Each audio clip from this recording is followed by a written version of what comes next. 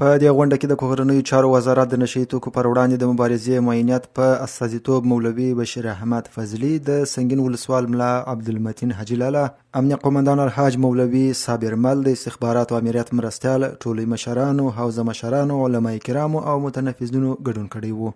د غونډې موخه د نشهیي توکو پر وړاندې مبارزې اړوند و چې د کورنیو چارو وزارت نشهیي توکو پر وړاندې مبارزې معینیت له لوري رابلل شوی و. په غونډه کې د کوکنارو او نورو نشهیي توکو د کښت، قاچاق، پیر، پلور او هر ډول کاروبار د بندیز او ممانعت په اړه پر بیلابیلو موضوعاتو خبرې وسوې. دغه مبارزه جدي او قاطع وبلل شوه او په دې تړاو د اعلی قدر امیر المؤمنین حفظه الله احکام او فرامین ولس ته ابلاغ شوه. هلمند والي غونډې ته وینا وکړه او د نشهیي توکو د هر راز کاروبار د بندیز، عامل منفعه پروژو د تطبیق، کاري فرصتونو برابرولو، استنادي دیوالونو جوړولو، لارو او سړکانو جوړولو او دې ته ورته نورو موضوعاتو په اړه یې خبرې وکړې.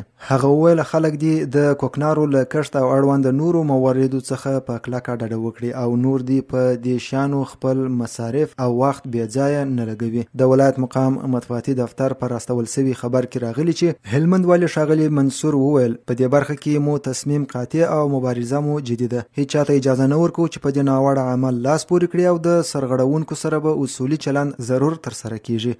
نوموړي د عامل منفعه پروژو د تطبیق، اړمنو خلکو ته د مرستې رسولو، استنادي دیوالونو جوړولو، د اوبو زیرمو جوړولو او لارو سړکانو جوړولو په اړه د لازمو هڅو ډاډ څرګند کړ. هغه وویل د اړوند مشرانو او بیلابیلو نهادونو سره مو ستونزې شریک کړي دي او هڅه کوو چې د خلکو د خدمت لپاره جدي هڅې وکړو ترڅو ستونزې حل کړل شي.